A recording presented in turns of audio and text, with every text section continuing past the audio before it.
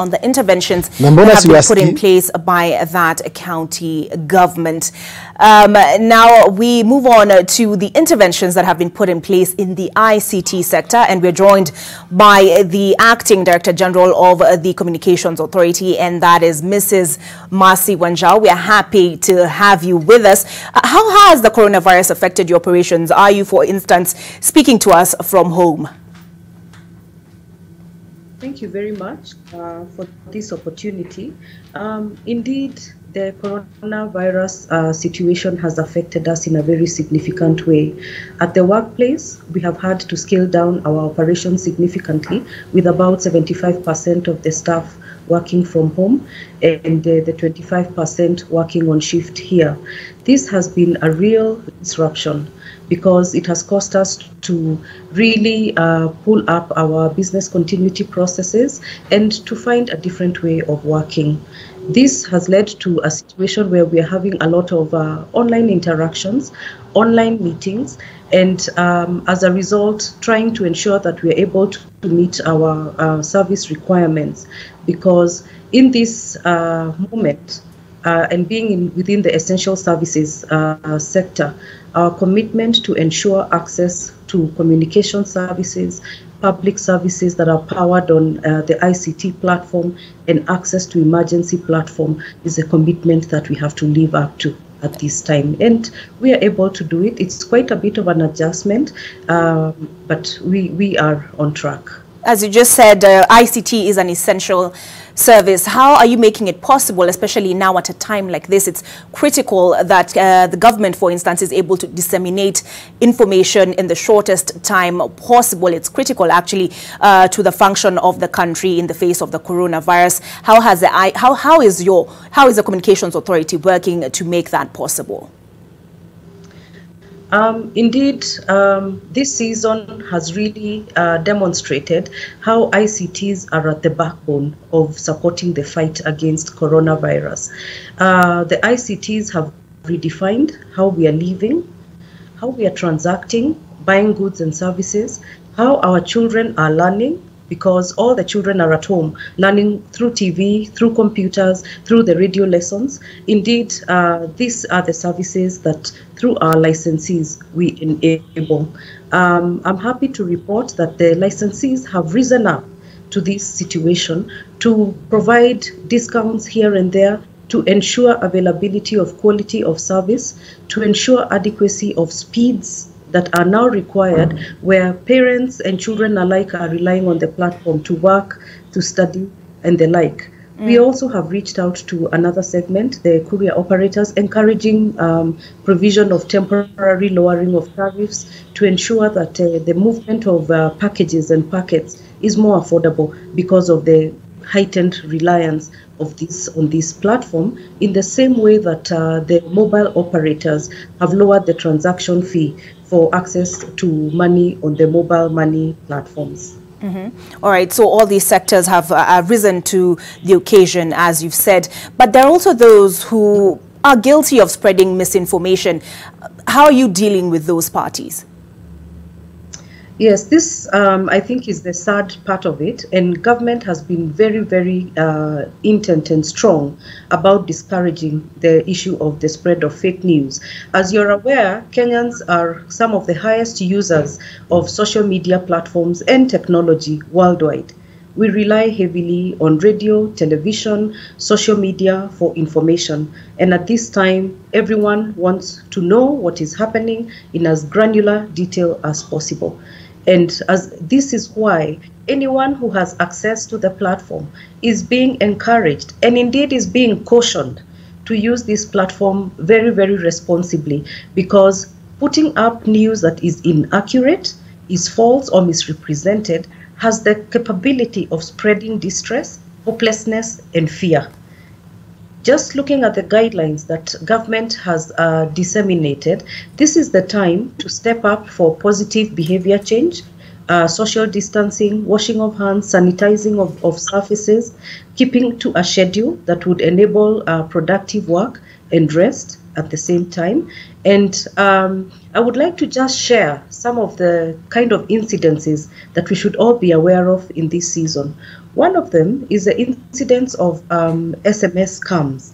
Because of this, there's a very high reliance on the ICT platform right now. Scams are all over. Be careful about the site that you look to for information. Look out and find if the information is sensational, or there are typos, or the site is not secure. This calls, for a pushback. And look to sites like the Ministry of Health, for example, for accurate information on the evolving situation. This is also a time when people are relying heavily by using the mobile money platform, using their credit cards and the like online. Be careful about release of personal information or requests to release information that is very sensitive. Who you are, your credit card details, your ID details, your PIN numbers. Be very cautious about that, especially if it is a site that you have not dealt with. Lastly is the incident of sensational emails being sent saying something like, did you know that this is the cause of coronavirus? Are you aware that this and this has happened? And once you click that email because of curiosity, this is how viruses and malware get out onto your machine, and the machine gets infected. So let's look to the directives of government. Indeed, government is taking a multi-agency approach. Let's look to that direction for information. Let's look to trusted sites like the World Health Organization or the Center for Disease Control for information, and not get excited and curious to pick on every other email or message that comes on our devices. Okay, and you've talked about scams. You've talked about how children are using these platforms for their education, and also you've talked about, plus there are also those Kenyans who are perhaps Netflixing and chilling if they're able to do so. So you've talked about briefly about cyber security, but as far as the children particularly are concerned, what advice would you have for parents as the children interact with these devices? Indeed, now children are really having a lot of FaceTime on their computers or phones for educational purposes and entertainment purposes. One of the flagship initiatives that we have had as the Communications Authority of Kenya is the Child Online Protection Initiative, because the children of today are digital natives. They consume a lot online. The encouragement and the guidance that we are sharing with parents and guardians alike is to be very vigilant with their children, monitor that the children are doing what it is that they are supposed to be doing at that point in time. If indeed they are meant to be studying, consuming educational material, to ensure that the children are not chatting on the side, to ensure that the children are not on social media platforms, have conversations with them to engage and understand the value and the responsibility that comes with engagement on this platform. When it comes to entertainment time, as you're aware, there are so many possibilities online, and the need for parental support to access these services. We do have an initiative that has been very, very keen and diligent on this, and usually has run during school holidays. And now we are having to do it every other day to ensure that parents are keenly aware of this situation and protect their children. Children are very vulnerable to unintended consequences on this platform. For example, cyber stalking or even cyberbullying. This can easily happen that now children are on the platforms quite a bit. Of course, this is not to say that all the time children should be on the screen. There should be time away from the screen, doing house chores, going outside, and even as they do that and interact, to ensure that they also are able to exercise the guidelines that have been given to keep distance with others, and to observe the hygiene measures that have been so generously shared over the last couple of weeks. Okay, so parental supervision is critical. Perhaps, are you able to tell us how the sector is performing in the face of COVID-19, or is it a bit too early to tell? I think it's a good time because we just released our sector statistics, and they demonstrate quite a spike in usage. These are sector statistics as at December. So seeing as we are in April and seeing that there is a very, very high reliance and a shift in the last month or so, this is likely to even be greater. The consumption of mobile money platforms is really on the rise. The consumption of government to citizen services as at 30th December was 9.7 billion Kenya shillings. You can imagine what it must be now with this kind of a shift. From a regulatory perspective, we have also looked at that space and said, what is it that these platforms, what is it that the sector can contribute, given that it is the backbone of to support the fight against COVID-19, and some certain regulatory measures have been taken. Some of them, for example, as you may have noticed, is the opening up of the educational TV channel that is run by the Kenya Institute of Curriculum Development to ensure that education is available to every child in the Republic of Kenya, that children will not be left behind because of this kind of situation. And this information and the content is available on TV and it's available on radio. And this has ensured continuity of education. We also recognize that adults have been left at home, they have to work, they have to spend a lot of time inside, and indeed also looking at some of our regulatory objectives as far as broadcasting is concerned.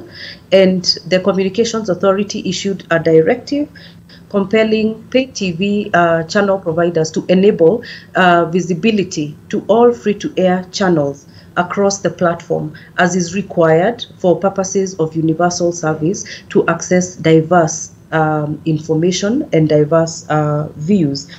We have also been in fruitful conversations with the telcos to ensure that capacity is enhanced for voice and for internet, to ensure that these capabilities are supported with people learning, doing business, working, and doing obtaining their entertainment online, that the speeds that should be reliable and that systems should be resilient to be able to support this kind of shift that we never quite had time to plan for gradually, but we have successfully been able to shift at a very short turnaround time. Okay, so that's how you're cushioning the consumer. How are you cushioning the sector players?